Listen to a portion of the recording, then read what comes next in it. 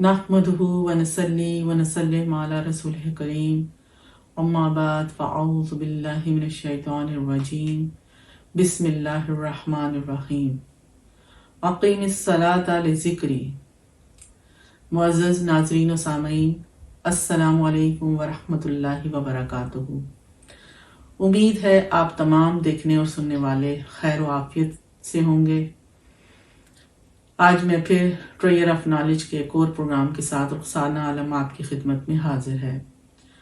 अल्लाह रब्बुल इज़्ज़त का हम पर बेपनाह करम है, जिसने हमें ईमान की दौलत से माला माल फरमाया, नेक अमाल करने की तौफीक अता फरमाई और हुजूर सैयदी शेखुल इस्लाम और मिनहाजुल कुरान की सूरत में नेक रूहानी संगत हमें अता फरमाई।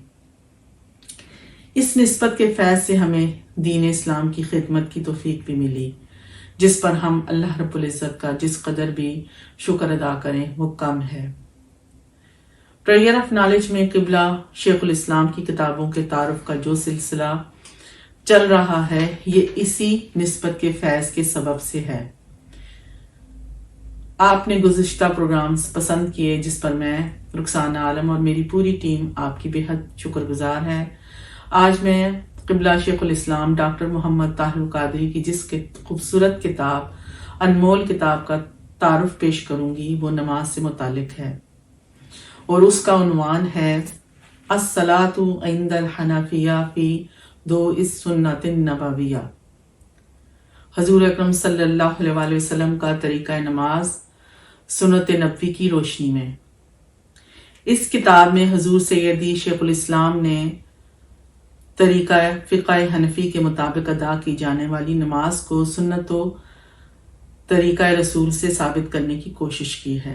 वो तमाम अहबाब जो इमाम आज़म इमाम अबू हनीफा के मुक़ल्लिद हैं और ख़ुद को हनफी कहवाते हैं, उनके लिए ये किताब खूबसूरत तोहफ़ा है। हर हनफी को ये किताब ज़रूर पढ़नी चाहिए ताकि उनके जहन में मौजूद तमाम इश्कालात का इज़ाला हो सके। मुअज़्ज़ज़ नाज़रीन व सामईन इकराम, मुसलमानों में मुख्तलिफ फ़िक़ही मज़ाहिब हैं, जिनमें से हर एक का नमाज अदा करने का तरीका मुख्तलिफ है। हनफी, शाफ़ी, मालिकी, हम्बली और अहले तशी अपने अपने अंदाज में नमाज पढ़ते हैं। हर एक के पास अपने तरीके के मुताबिक नमाज अदा करने के दलाइल भी मौजूद हैं।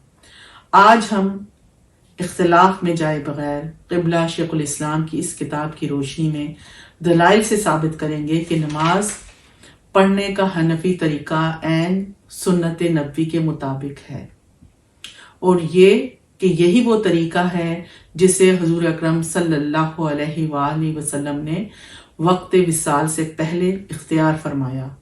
लिहाजा यह हनफी तरीका नासिख है इन तमाम तरीकों के लिए जिनके मुताबिक दीगर फ़िक़्ह के मानने वाले लोग नमाज अदा करते हैं।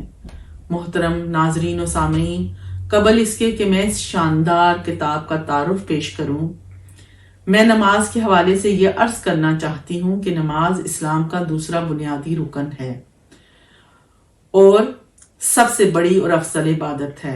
मैदान हश्र में सबसे पहले नमाज ही का सवाल होगा। नमाज सफर व हज़्र, जवानी व बढ़ापे, सेहत व बीमारी, अमन व खौफ, हत्ता के जंग की हालत में भी माफ नहीं।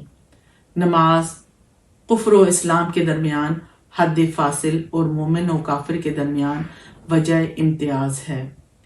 ये अहम इबादत मुतालबा करती है कि हम इसे सही तौर पर उसके हुकूक व तरीक़ का लिहाज और ख्याल करते हुए अदा करें, वरना अजर व सवाब और खुशनूदी इलाही का सबब बनने के बजाय नमाज जरिया गुनाह व बाल बन जाएगा। फरमान नबवी है कि तुम इसी तरह नमाज पढ़ो जैसे मुझे पढ़ते देखते हो। तरीका नमाज नबवी क्या था?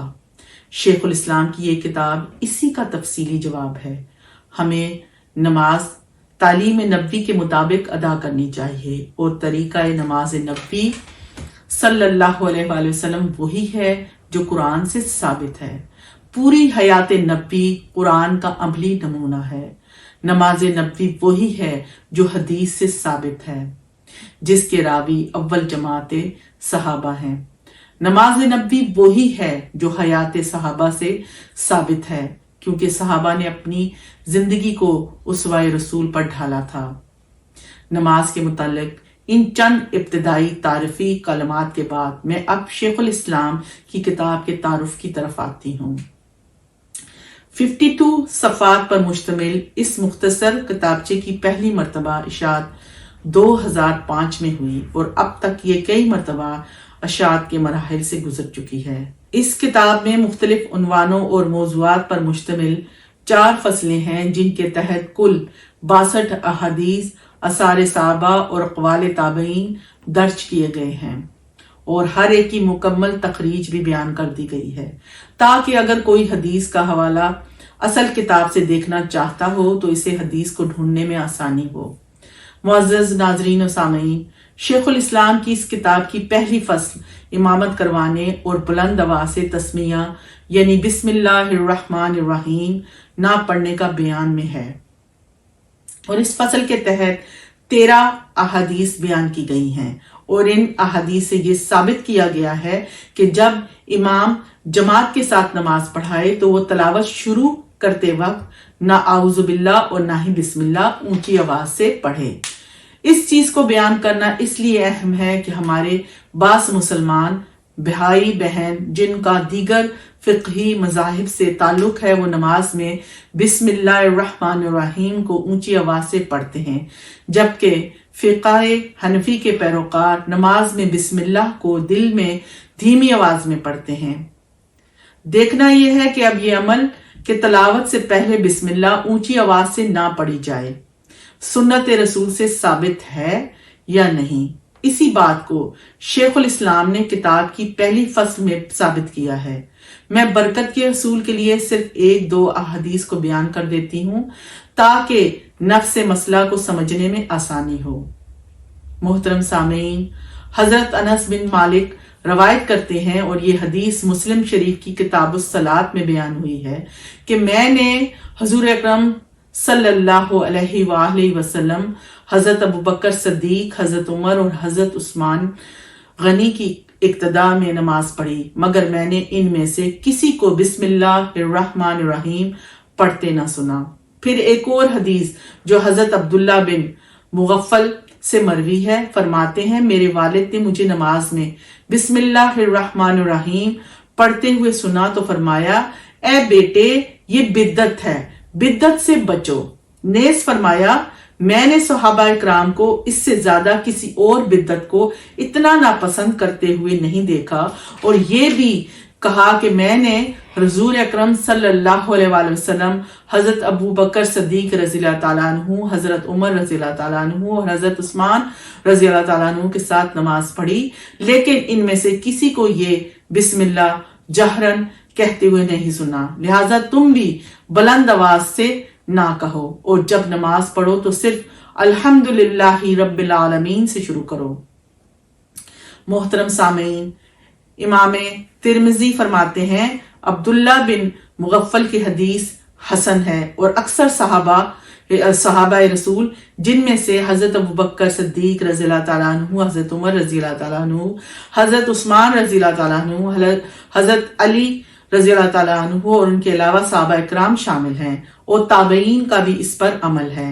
معزز سامعین، حضرت سفیان ثوری، ابن مبارک، احمد اور اسحاق بسم اللہ الرحمن الرحیم کو اونچی آواز سے پڑھنا جائز قرار نہیں دیتے، بلکہ فرماتے ہیں کہ نماز میں بسم اللہ الرحمن الرحیم آہستہ پڑھنی چاہیے۔ معزز سامعین، اس رسالے کی دوسری فصل کا عنوان ہے تکبیر اولیٰ کے علاوہ نماز میں رفع یدین نہ کرنے کا بیان۔ اس فصل میں 14 احادیث سے اس مسئلے کی وضاحت کی گئی ہے اور ثابت کیا گیا ہے کہ رسول اللہ صلی اللہ علیہ وسلم کا نماز میں صرف تکبیر تحریمہ کے وقت ہاتھ بلند فرماتے تھے، اس کے علاوہ وہ رکوع سجود میں جاتے ہوئے ہاتھ نہیں اٹھاتے تھے۔ بعض دیگر فقہی مذاہب سے تعلق رکھنے والے لوگ نماز میں رفع یدین کے قائل ہیں، جبکہ انحاف کا موقف یہ ہے کہ حضور اکرم صلی اللہ علیہ وآلہ وسلم نے آخری وقت میں اس عمل یعنی رفع یدین کو ترک فرما دیا تھا۔ حضرت برا بن عازب روایت کرتے ہیں کہ رسول اللہ صلی اللہ علیہ وآلہ وسلم نماز شروع کرتے तो अपने दोनों हाथ कानों तक उठाते और फिर ऐसा ना करते थे। हजरत असवद रवायत करते हैं कि हजरत अब्दुल्ला बिन मसूद सिर्फ तकबीर तहरीमा के वक्त हाथ उठाते थे, फिर नमाज में किसी और जगह हाथ नहीं उठाते थे, और ये अमल हुजूर अकरम सल्लल्लाहु अलैहि वसल्लम से नकल किया करते थे। हज़रत अब्दुल्ला बिन मसूद रवायत करते हैं कि मैंने हुजूर अकरम सल्लल्लाहु अलैहि वसल्लम और हज़रत अबू बकर और उमर रज़ी अल्लाह तआला अन्हु के साथ नमाज पढ़ी, और ये तमाम हजरात सिर्फ नमाज के शुरू में ही अपने हाथ बुलंद किया करते थे। इसी तरह एक और हदीस जो हज़रत अब्दुल्ला बिन उमर से मरवी है, जिसमें वो बयान करते हैं कि मैंने रसूलुल्लाह सल्लल्लाहु अलैहि वसल्लम को देखा कि आपने नमाज शुरू करते वक्त अपने हाथों को कंधों तक उठाया, और जब आप रुकू करना चाहते और रुकू से सर उठाते तो हाथ नहीं उठाते थे। मुअज़्ज़ज़ नाज़रीन और सामीन, इमाम के पीछे क़िरात तलावत न करने और खामोश रहकर इमाम की तलावत को सुनने, और ये कि इमाम की तलावत मुक्तदी के लिए काफ़ी है, इस मौजू को किताब की तीसरी फसल में ज़ेर बहस लाया गया है, और इसकी इब्तिदा हज़रत जाबिर बिन अब्दुल्ला की इस रवायत से की गई है कि रसूलुल्लाह सल्लल्लाहु अलैहि वसल्लम ने फरमाया, जो शख्स इमाम के पीछे नमाज पढ़े तो इमाम का पढ़ना ही इसका पढ़ना है। हज़रत नुआइम वहाब बिन कैसान से रवायत है कि उन्होंने हज़रत जाबिर बिन अब्दुल्ला को ये फरमाते हुए सुना, जिसने कोई रकात पढ़ी और इसमें सूरत फातिहा ना पढ़ी तो गोया उसने नमाज ही नहीं पढ़ी, सवाए इसके कि वो इमाम के पीछे हो। इसको इमाम तिरमिज़ी ने अपनी सुनन में बयान किया है। हज़रत अलकामा बिन कैस से रवायत है कि अब्दुल्ला बिन मसूद, जो दरअसल फ़िक़ह हनफी के इमाम हैं, जहरी यानी वो नमाजें जिनमें तलावत बुलंद आवाज से की जाती है, सिरी नमाजें जिनमें तलावत आहिस्ता यानी दिल में की जाती है, दोनों तरह की नमाजों में इमाम के पीछे क़िरात नहीं करते थे। मुअज़्ज़ज़ सामीन, इस किताबचे की चौथी और आखिरी फसल में शेखुल इस्लाम ने इस बात को अहदीस की रोशनी में साबित किया है कि नमाज में जब इमाम गैरिल मग़दूबी अलैहिम वलद्दालीन कहे तो मुक्तदियों को बुलंद आवाज से आमीन नहीं कहना चाहिए, बल्कि आहिस्ता धीमे अंदाज में आमीन कहना चाहिए। हज़रत अबू हुरैरा रज़ी अल्लाह तआला अन्हु बयान करते हैं कि रसूलुल्लाह सल्लल्लाहु अलैहि वसल्लम ने फरमाया, जब इमाम गैरिल मग़दूबी अलैहिम वलद्दालीन कहे और इसके पीछे मुक्तदी आमीन कहे और आमीन कहने वालों का कौल फरिश्तों के कौल के मुवाफिक हो जाए तो नमाजियों के पिछले तमाम गुनाह माफ कर दिए जाते हैं। हजरत वैल बिन हुज्र से रवायत है कि रसूलुल्लाह सल्लल्लाहु अलैहि वसल्लम ने गैरिल मग़दूबी अलैहिम वलद्दालीन पढ़ा तो कहा आमीन, और आपने आमीन की आवाज को पस्त किया।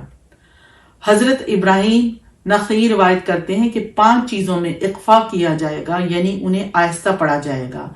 इनमें से एक सना है, दूसरा ताउज़ है, तीसरा तस्मिया, चौथा तामीन है और 5वां तहमीद है, रब्बाना लकल हम्द। मोहतरम नाजरीन और सामीन, ये वो 4 अहम इख्तिलाफी मौज़ूआत थे जिन्हें शेखुल इस्लाम ने बड़ी खूबसूरती के साथ इस रिसाले में अहादीस रसूल, आसार सहाबा और अक़वाल ताबीन की रोशनी में साबित किया है। ये किताब मुख्तसर और जामे है, हर शख्स को पढ़ना चाहिए ताकि उसके एतमाद में और इल्म में इजाफा हो सके। मैंने पूरी कोशिश की कि इस मुख्तसर वक्त में इस शानदार किताब का तारुफ पेश कर सकूं। मैं इसमें किस हद तक कामयाब हो सकी हूं ये आप ही बता सकते हैं। बराए मेहरबानी अपनी आरा से, अपने व्यूज से हमें जरूर आगाह कीजिएगा ताकि हम आपके दिए हुए हौसले के साथ मजीद प्रोग्राम्स लेकर आपकी खिदमत में हाजिर हों। अपने अहलो याल का ख्याल रखिएगा और हमें अपनी दुआओं में याद रखिएगा। वमा अलैना इल्लल बलाग।